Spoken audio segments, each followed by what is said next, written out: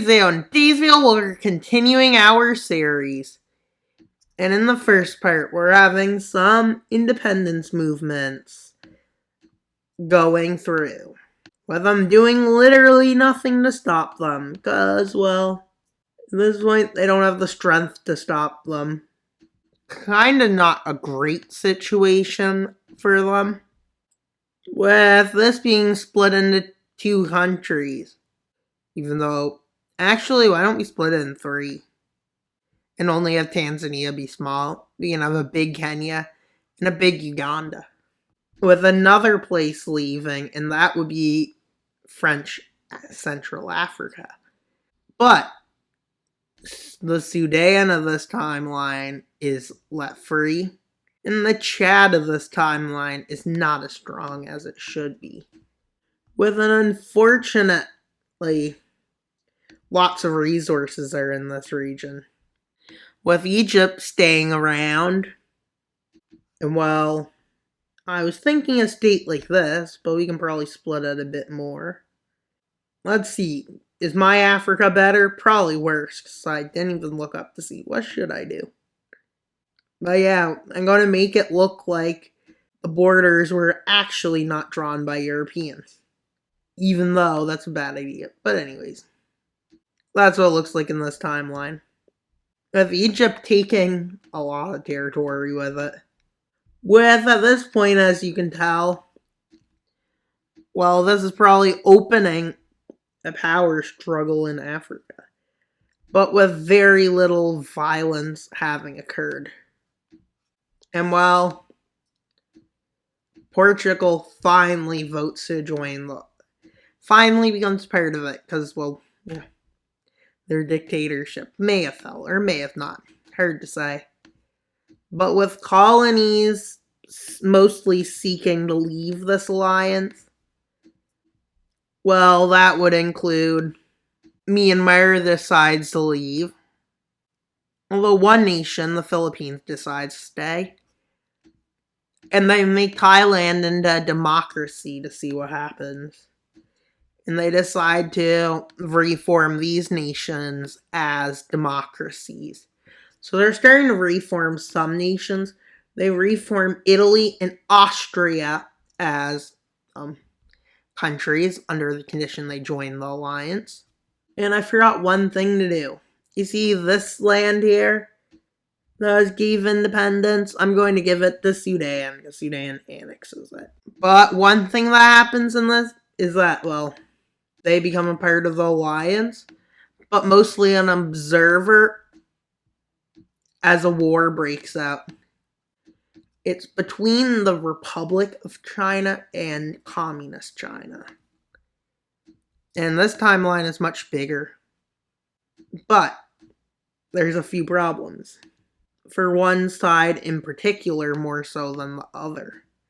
The North at this point, or let's say Manchukuo, has most communist sympathizers in it.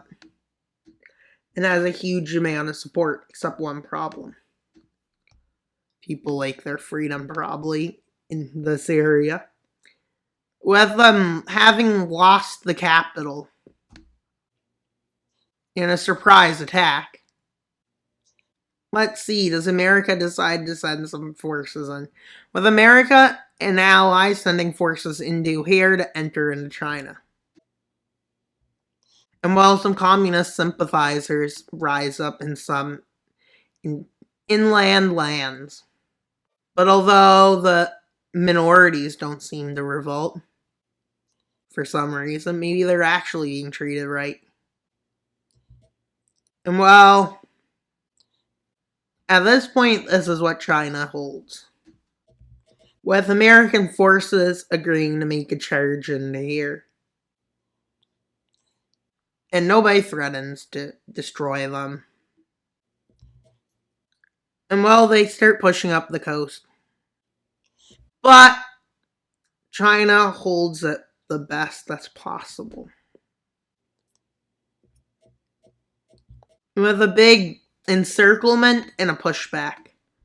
Up the coast, it goes. with Russia intervening in the situation, or the Soviet Union, but not directly engaging in war. And while with their attack, well, they almost take over the full country. But not as fast as it looks. It looks like it's taking days, but really it's taking months. And while the counteroffensive starts slowing down, as the land between the countries start becoming smaller, or the lands that are definitely disputed.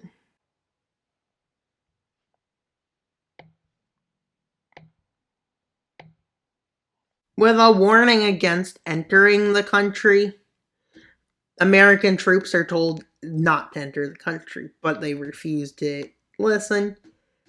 And while Russia decides not to be too aggressive, as they don't want to start a war, and Russia starts developing its first evil weapons. And while with an occupation zone in the south being established, and a pushback, with the push being taking away their full coastline, with them still getting aid sent in from Russia, but with Russia's threats of causing this to become a worse war, they agree to back down and take small amounts of land. Which, by small, I really mean it. With them deciding on a border like this, with being accepted, because why not? And with this land being annexed, it shows a huge victory and a huge defeat for the East. Meaning there's kind of a line. But with Russia being a bit angry, they launch a coup d'etat in Iran, which leads to the joining of the nation. But Turkey refuses to accept the ultimatum sent by the nations surrounding them, which is a big deal for them. They probably shouldn't have ignored this, but they did. When Russia and allies all threatened to invade them. And I'm not changing color because, well, the full alliance isn't. It's a bit pointless. I guess having one defeat, they want a victory. With aid being sent to Turkey by America, but not really directly, a lot of troops are being, sent. And, well, a bunch of Israelis managed to land Jews, if they're still alive. Yep. The only remainers decide to land in there, which is a surprise. Which would mean what happened in World War II was much worse, as Germany was in power for, I would say, 20 years. No, 30 years. The no-no Germans were in a much longer. With a bunch of the minorities rising up, and then the Kurds rise up, they have no way of preventing their fate.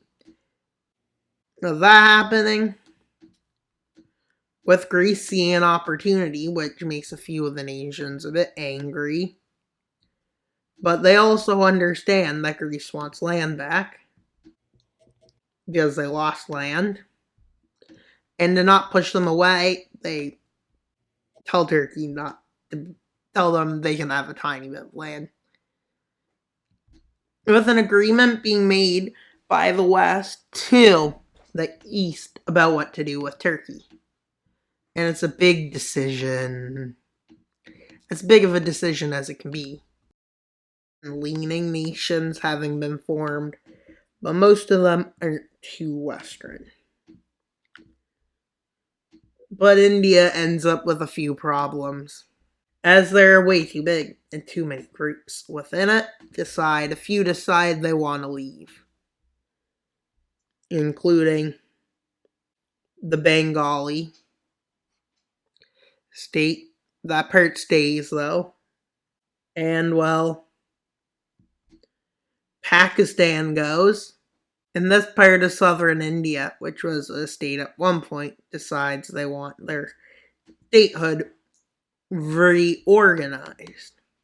So, which means they became much weaker. They could have probably become a world power, but they lost that ability. And with a collapse happening in this nation, it splits into two. Yep, this nation's being a bit confusing at this point. This point is kind of like an alternate history. As you can see, the Soviets are still trying to increase their strength, with deciding to make a deal with Finland.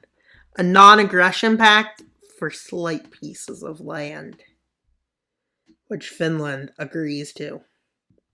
Like, just giving up these lands is all they have to do. And they've still gained, because they've got a lot of land out of Russia. And well, they start leaning towards the west, as fears of an attack there grows.